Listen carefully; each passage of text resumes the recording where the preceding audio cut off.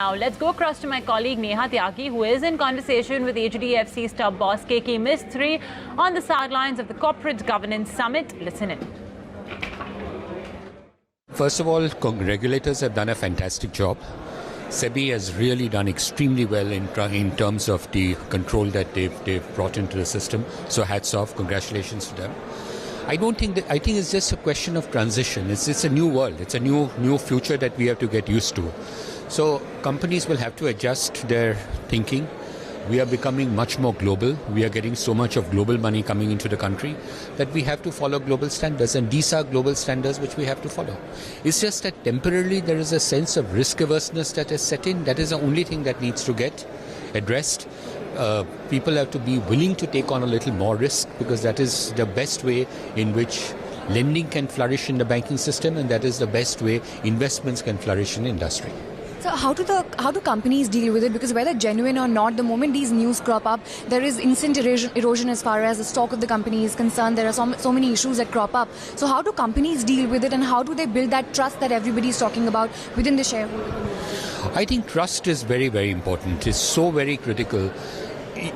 Otherwise, it's very difficult to explain why some companies are trading at 60 times P ratio and other companies are trading at 4 times and 5 times P ratio. Trust is something which gets built over a period of time. And trust really is doing something which would make you, which even if it gets reported on the first page of the newspaper the next day, you would not feel ashamed of it. So that's really what integrity is all about. That's what trust is all about. And that is something every company should aspire to and aim at. So going away from the corporate governance topic, one question, sir, with regards to the realty norms that were announced by RBI and the governor and the finance minister during the budget, I want to understand, have you received clarification in terms of whether these norms and these rules are applicable to HFCs? We're talking about the fact that a relaxation in 1 year for... That has always been the case in the NHB guidelines.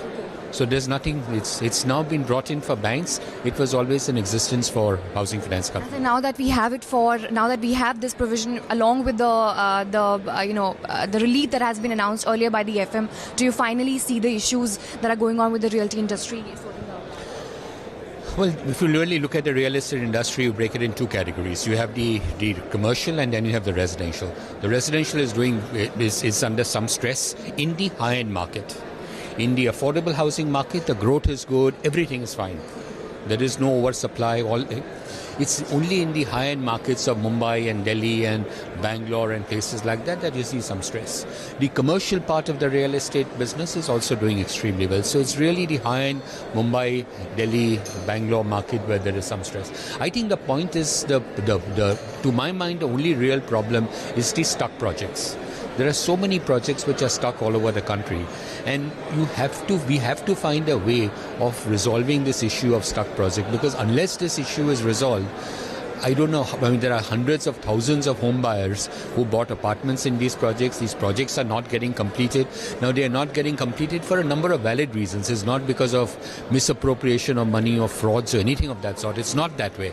Maybe in a few cases it may be that. But in a majority of cases, it's just that costs have gone up. Sales have not taken place the way they should have, and therefore developers are running short of money. So we have to find a solution where money is made available to these projects so that these projects get completed. And the only way, to my mind, that money would be available is if you permit a one-time restructuring of real estate loans.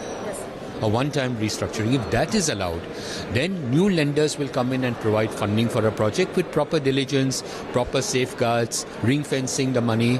If that is done, then these projects can get completed and home buyers can get the apartments which they booked.